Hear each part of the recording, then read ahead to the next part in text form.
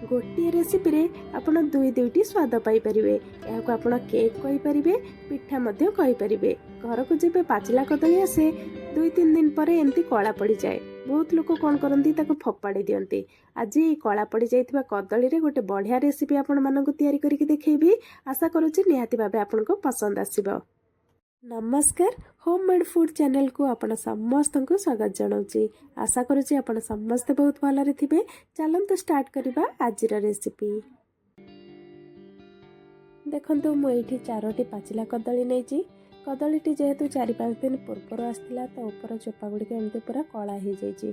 ध्यान रखिए भीतर कदली जमती न पचि थाए ना टेस्ट जमा भी भल आसबनी। चलतु आम ए कदली को सब चोपा छड़ेदेबा। देखो मुझे कदली की गोटा गोटा करके चोपा छड़े दूची।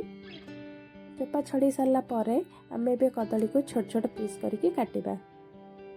चोपा तक छड़े देली। एबे आम कदली की छोट छोट पीस करके काटी नवा।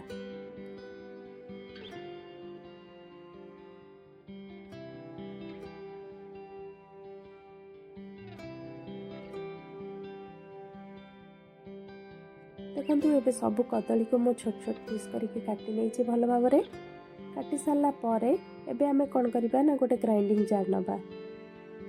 देखो ये गोटे ग्राइंडिंग जार नहीं से सब जाक कदली के चिकन करके बाटिया देदेबा। कदली पकई सारा पर मुझे अधा कप नड़िया कोरा नहीं जोटा कि 4-5 चामच हम। एबे एठी किछि गुड़ गुंड नहीं मिठा पाइकिना ये मु हाफ कप गुड़ नहीं। आपण हिसाब रे जदि आपण मिठा अधिका चाहते तो आपण अधिका गुड़ नहीं पारे। ये मैं 2टी गुजराती नहीं। गुजराती की छड़े केवल मंजी ही पकई। गुजराती देला परे मुझे हाफ कप क्षीर नहीं जोटा कि 100 ml रहिबो। क्षीर देकी आमे कदलीटी को चिकन करके बाटी नबा। देखंतु ये चिकन होइकी बाटी मध्य हो जाइए। बाटी सारा पर आमे ताको भल भाव में टिके गोलई देबा। एबे मु एठी 1/4 कप अटा नहीं जोटा कि आमे सबदिन रोटी करके खाउचंती सेही अटा नहीं। तो अटा को एबे पकई देबा। सेही अटा कप रे मु अल्प 50 ग्राम रो इठी मु सुजी नहीं। देखंतु एठी सुजी पकई देली। एबे आमे याको क्षीर रे गोलेबा। आपण चाहिले एठी पानी मध्य देके गोलेई परिबे। क्षीर रे गोलेले टेस्ट टिके भल आसीबो। से कि मु गोटे कप क्षीर रु अल्प अल्प क्षीर देकी बैटर टिके गोलौची। एका बेले क्षीर देबेनी, अल्प अल्प देकी गोलेबे। देखो मुझे 150 ml रो मु क्षीर नहीं एठी। अल्प अल्प देकी मु क्षीर टिको बैटर टिको गोलई दूचे। एबे कौन करबा ना आमे ताको भल भाव में गोलई देबा। देखो मुझे भल भाव में गोलई नोची। गोलई सारा पर आमे किछि नड़िया को काटिकी ये रखी जोटा कि भल लगे जिते बड़े आमे खाऊचंती पिठा बा केक टिके आमे खाऊचंती तो पार्टी की लगे तो भल लगे। से मु किछि खटना नड़िया ये देछि। आपण किछि चाहिए ड्राई फ्रूट्स मध्य दे परिबे। देखो नड़िया पकईकी मुझे भल भाव में गोलई नेबी। गोलई सारा पर ये मु 2 पिंच खाइबा सोडा नहीं। आपण चाहिए ये गोटे पैकेट इनो मध्य नहीं पारिबे। ये मु हाफ टी स्पून पान मधुरी पकई। पान मधुरी पकईले टेस्ट भल आसो, स्मेल भल हम। तो से मु पान मधुरी पकईकी ये बैटर टी भल भाव में गोलई दूची। गोलई सारा पर आम ए 10 मिनिट बैटर टी छाड़ीदेबा फुलवाई। देखो मुझे कभर करके 10 मिनिट एबे छाड़ीदेवी। एबे 10 मिनिट हो गलानी। आम ए कभर टी काढ़ी देखा।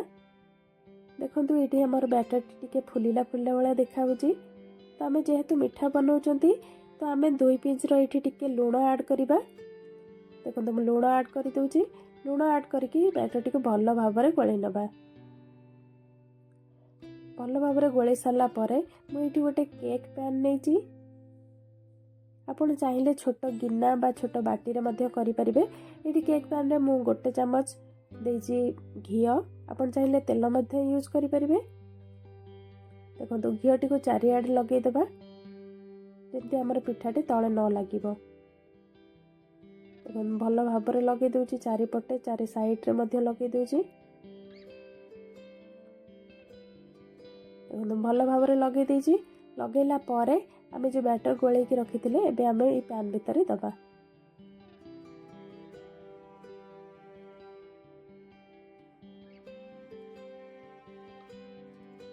देखो भल भाव ये देला टिके आम हल्लई देवा अधा से कटा नड़िया देइथिली जोटा गोलई थी एबे आउ अधा रखी सेटा टिके आम ऊपर गार्निशिंग करने पकेबा। देखो ये नड़िया मु सब दे दूची देला परे ऊपर टिके टैप करदेबा। देखो नड़िया टी भल भाव देकी टिके हल्लई देली। एबे देखो मुझे गोटे कड़ई रे 5 मिनिट पूर्व 2 ग्लास पानी देकी गरम करके रखी। आपन चाहिए ये स्टैंड यूज करेंगे। मुझे गोटे बड़ गिना देकी आमर केक पैन टी को गिना पर रखीदेवा। एबे पूरा कवर करदेवा। कवर करके 30 रु 35 मिनिट आम लो फ्लेम रे कुक करवा। देखो मुझे कवर करदेली। एबे 30 मिनिट हो गलानी मो कवर टिके काढ़ी देखी पिठाटी परफेक्ट होती कि ना सीझी कि ना सीझी आम गोटे छुरी साहाय्य ये आम जापर। छुरी को इनसर्ट एवं करवा। देखो छुरी पूरा क्लीन भाव में बाहर माने आम पिठाटी परफेक्ट हो सारी। एबे आम गोटे प्लेट को काढ़ा। देखो केते सुंदर भाव में आमर पैनटी बाहरी गला। पिठाटी केते सुंदर देखा जालीदार आपन को काटिकी देखा पिठाटी केते नरम होती। देखो बढ़िया से पूरा देखो भीतर सीझी। प्रत्येक दिन यहीपरि भाव नुआ नुआ रेसिपी देखिए चैनल को सब्सक्राइब करंतु, शेयर करंतु, कमेंट करंतु आ लाइक बटन प्रेस करने जमा ही भूलिबेनी। जदि फेसबुक पेज रे देखुचंती तो फॉलो लाइक तो निश्चित भाव करेंगे। आज रही नमस्कार।